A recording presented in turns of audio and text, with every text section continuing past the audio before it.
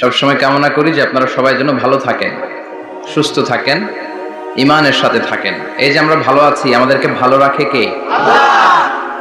আবার মাঝে মাঝে আমাদেরকে অসুস্থ বানিয়ে পরীক্ষা নেয় কে? আল্লাহ।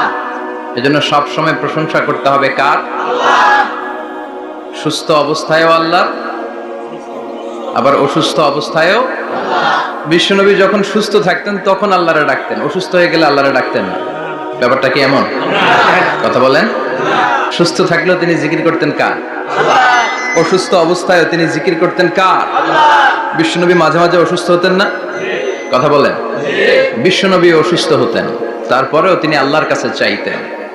বিশ্বনবী বলতেন, ইদা সাআলতা ফাসআলিল্লাহ, যখন চাইবা আল্লাহর কাছে চাও। কার কাছে?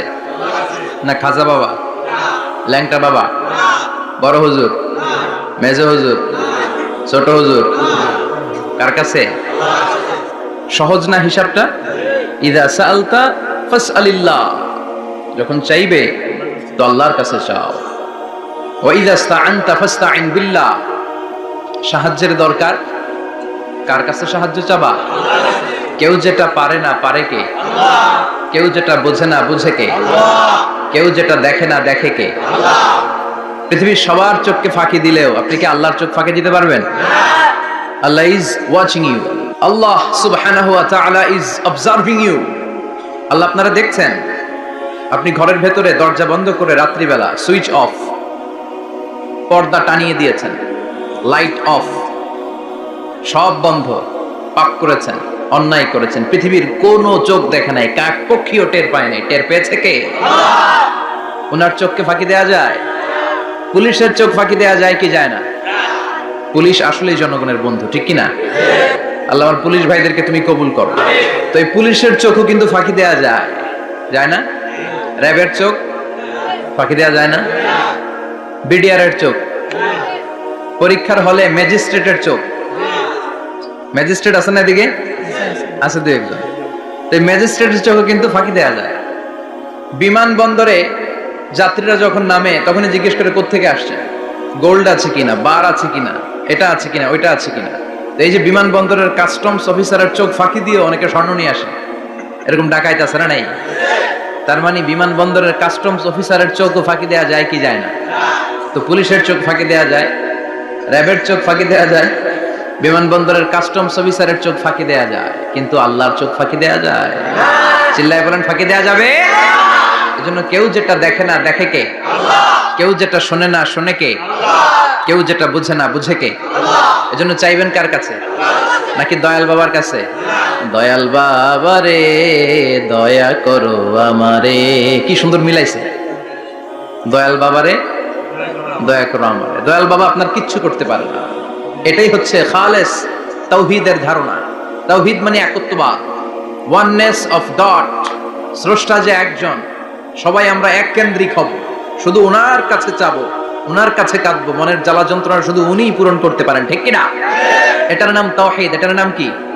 তাওহীদেরই মুর্শিদ আমার মুহাম্মাদের নাম বলো, মুহাম্মাদের নাম। আল্লাহর নাম জপলে বুঝতে পারি আল্লাহরই কালাম, বলো মুহাম্মাদের নাম।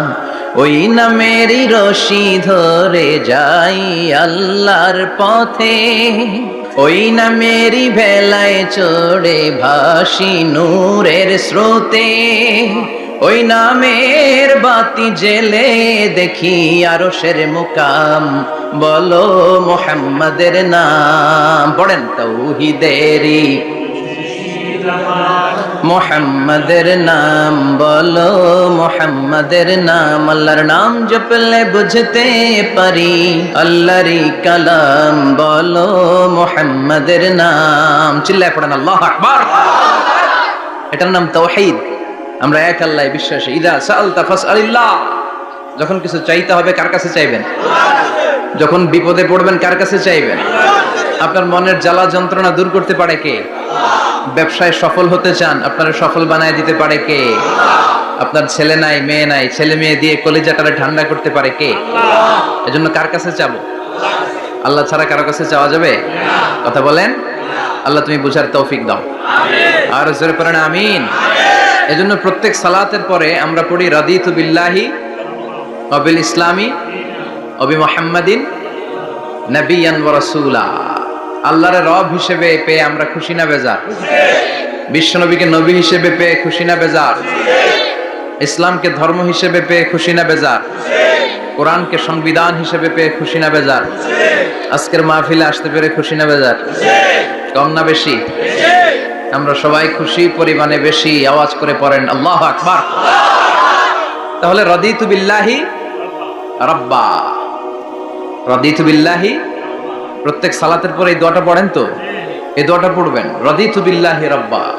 আমরা আল্লাহকে রব হিসেবে পেয়ে খুশি, কারণ তিনি এমন রব, তিনি আমাদের মনের সব আকুতি জ্বালা যন্ত্রণাকে সমাধান করে দিতে পারেন। চিল্লায় বলেন ঠিক কিনা? তিনি এমন রব, আমরা গোপনে কিছু করলেও তিনি দেখেন, প্রকাশ্যে কিছু করলেও তিনি দেখেন। সূচনাহীন অতীত থেকে তিনি আছেন, শেষহীন ভবিষ্যৎ পর্যন্ত তিনি থাকবেন। চিল্লায় বলেন তিনি কে? এজন্য রাব্বুল আলামিন বলেন হুয়াল আউয়ালু ওয়াল আখিরু ওয়াজ যাহিরু ওয়াল বাতিন ওয়া হুয়া বিকুল্লি শাইইন আলীম। আল্লাহ বললেন আমি প্রথম, আমি শেষ, আমি প্রকাশ্য, আমি গোপন। ঠিক কিনা? প্রথমে কে? আওয়াজ করে বলতে হবে, প্রথমে কে? প্রথমে আল্লাহ আল্লাহ, শেষেও আল্লাহ আল্লাহ, আকাশে আল্লাহ আল্লাহ, জমিনে আল্লাহ আল্লাহ। চিল্লায় পড়েন প্রথমে আল্লাহ আল্লাহ, শেষেও আল্লাহ আল্লাহ, আকাশে আল্লাহ আল্লাহ, জমিনে আল্লাহ আল্লাহ। নিখিল জাহান গাই গুণগান তার নামে গাই, আমরাও গাহি তাআলা হামদে বারি তাআলা, হামদে বারি তাআলা, হামদে বারি তাআলা। চিল্লায় পড়েন আল্লাহু আকবার। ওয়াল আউয়াল ওয়াল আখির ওয়াল যাহির ওয়াল বাতিন, তিনি প্রথম, তার আগে কেউ আছে? কথা কন। তিনি কবে থেকে আছেন? অনেক সময় আমাদের মাথায় প্রশ্ন জাগে, এই যে আল্লাহ আছে, কবে থেকে আছে? কবে থেকে? উনি শুরুটা কবে? আল্লাহ বলে আমি সূচনাহীন অতীত থেকে আছি। আমি এমন অতীত থেকে আছি যেই অতীতের কোনো সূচনা নাই। সুবহানাল্লাহ কইবেন না? আবার আমি সীমাহীন ভবিষ্যৎ পর্যন্ত থাকবো। সুবহানাল্লাহ পড়ে। এমন ভবিষ্যৎ যেটা সীমা নাই, এমন অতীত যেটা শুরু হয় নাই, তিনি হচ্ছেন আল্লাহ। চিল্লায় বলেন তিনি কে? এজন্য আমরা বলি রাদিতু বিল্লাহি রাব্বা, রব হিসেবে আল্লাহ তোমারে পেয়ে আমরা খুশি। এজন্য আমাদের ইবাদতের সব জায়গায় এই রবের নামের গুণগান আছে না নাই? আমরা যখন রুকুতে যাই আমরা পড়ি সুবহানা রাব্বিয়াল, আবার যখন আমরা সিজদায় যাই আমরা পড়ি সুবহানা রাব্বিয়াল আ'লা, রুকুতে গেলে সুবহানা রাব্বিয়াল আযীম, আবার যখন সিজদায় যাই তখন আমরা পড়ি সুবহানা রাব্বিয়াল আ'লা।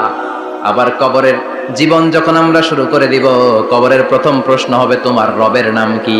আমরা বলবো আল্লাহ আমারে রব, আল্লাহ আমারে রব, এই রবি আমার সব। দমে দমে তনু মনে তারি অনুভব, তোমার দুনিয়াতে আমি যেদিকে তাকাই অথই নেয়ামতে ডুবে আছি সবাই। পাক পাখালির গানে শুনি তসবিহ কলো রব, তসবিহ কলো রব, আল্লাহ আমার রব, এই রবি আমার সব। সুবহানাল্লাহ, কি অসাধারণ কথামালা। আল্লাহ আমার রব, এই রবি আমার সব। আল্লাহ যদি আমার সাথে থাকে পৃথিবীর কোনো শক্তি আমার থামাতে পারবে না। চিল্লায় বলেন ঠিক কিনা? আর এই রবকে যদি তুমি হারাও, রব যদি আমার বিপক্ষে চলে যায়, পৃথিবীর কোনো শক্তি আমার কোনো উপকার করতে পারবে? এজন্য বিশ্বনবী বলতেন